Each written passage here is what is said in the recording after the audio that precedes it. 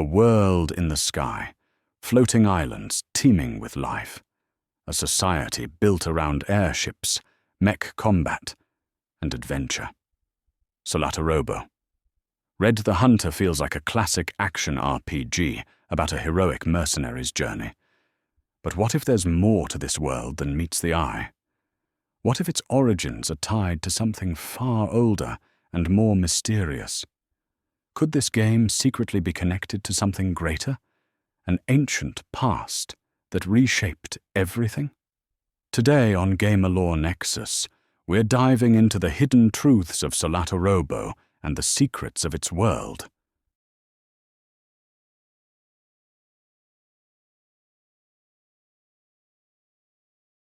One of Solatorobo's most unique aspects is its setting, a world where the ground doesn't exist.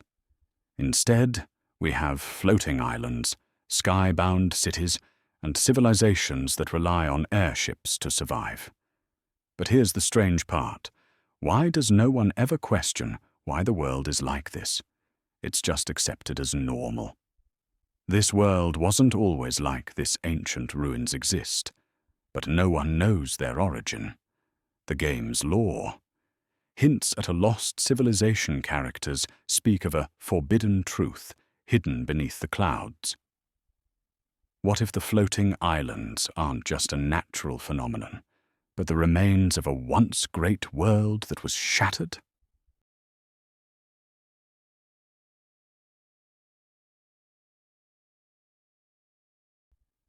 Longtime fans might recognize something familiar about Solatorobo.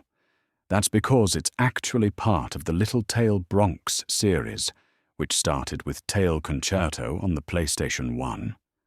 But what's even crazier is that the two games aren't just stylistically similar. They might be telling different parts of the same history. The two games are connected because both games feature floating islands and sky-based societies. They share very similar races. Both games feature anthropomorphic cats and dogs, plus the technology in Solatorobo. Feels like an evolution of what was in Tail Concerto. But here's where things get interesting if Solatorobo happens after Tail Concerto. That means something must have happened to the world in between, a catastrophe that erased the past and forced civilization to adapt to the sky.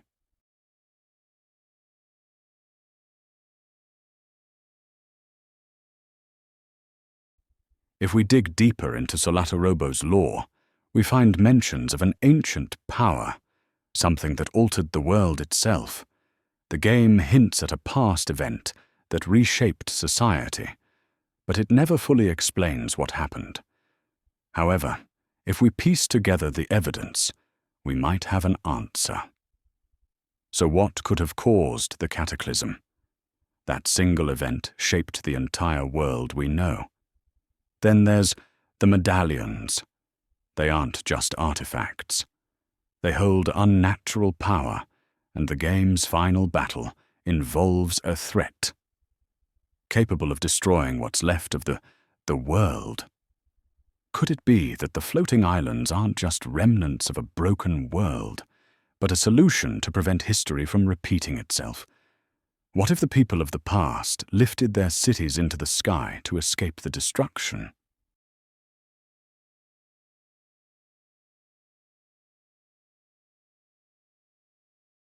Here's where things get really interesting if Solatorobo takes place after a great disaster. Could the events of the game actually mark the beginning of a new era? After all, Red isn't just a mercenary. He's someone who uncovers the truth, awakens lost knowledge, and ultimately changes the course of history. Solatorobo is the start of something bigger. Red's actions lead to a greater understanding of the past along with better technology, slowly being rediscovered. But even with all of that, the world's fate is still uncertain. So what happens next?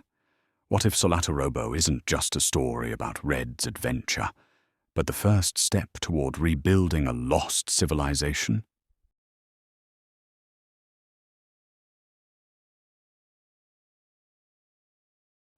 So, what if Solatorobo Red the Hunter is actually the aftermath of a forgotten past? A world where floating islands aren't just scenery, but the remnants of a broken land, where ancient technology hints at a lost civilization, and where Red's journey isn't just about fighting enemies, but about reclaiming the truth of the world. Here at Gamerlore Nexus, we create WhatIFs on your favorite games.